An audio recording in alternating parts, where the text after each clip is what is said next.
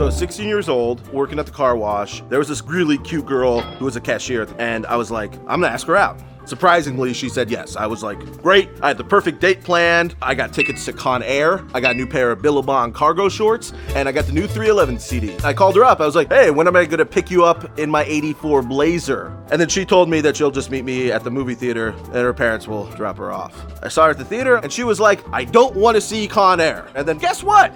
Two of her really hot guy friends showed up to decide to sit down at the food court with us. They told her about this killer party going down, and then she asked, hey, Nick, would you mind taking me and my two really hot guy friends to this party? I was like, yes, because nice guys always win. We got to the party. That's when she told me she didn't want to be rude and bring me to this party that I wasn't invited to. So I left. I drove my 84 Blazer with 311 blaring, and I went to go see Con Air by myself on a Saturday night.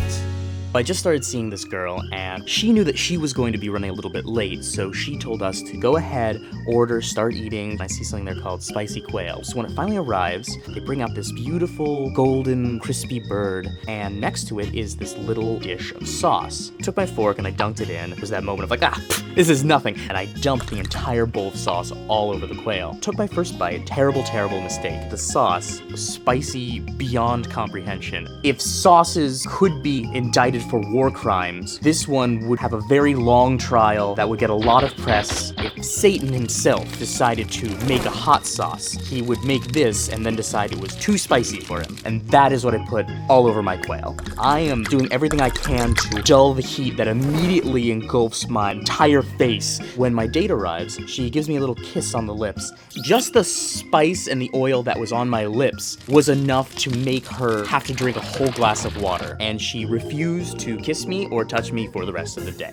I had been seeing two girls for a while, like a couple of weeks, long enough to make me feel like I was this very suave, debonair gentleman, maybe with some Spanish blood. So I'm out to dinner with the girl that I liked more, and I told her, hey, I've been seeing someone else very casually, and I'm choosing you. Actually, went over very James Bondy and very well. Hands were touched, and winks were made. I was probably winking a bit more than I should have been. And then she said, who was this girl? And so I told her what this other woman did, and she seemed intrigued by that. And then she said, well, what's her name? And I said her name, and she took a pause and heart sort of dropped. And I said, uh-oh, maybe this is somebody that she doesn't like. It turned out she did like this person quite a bit, because it was her cousin. I'm not sure I've ever seen someone leave a restaurant that quickly, and it was a crowded restaurant, and she really like a running back. Touchdown.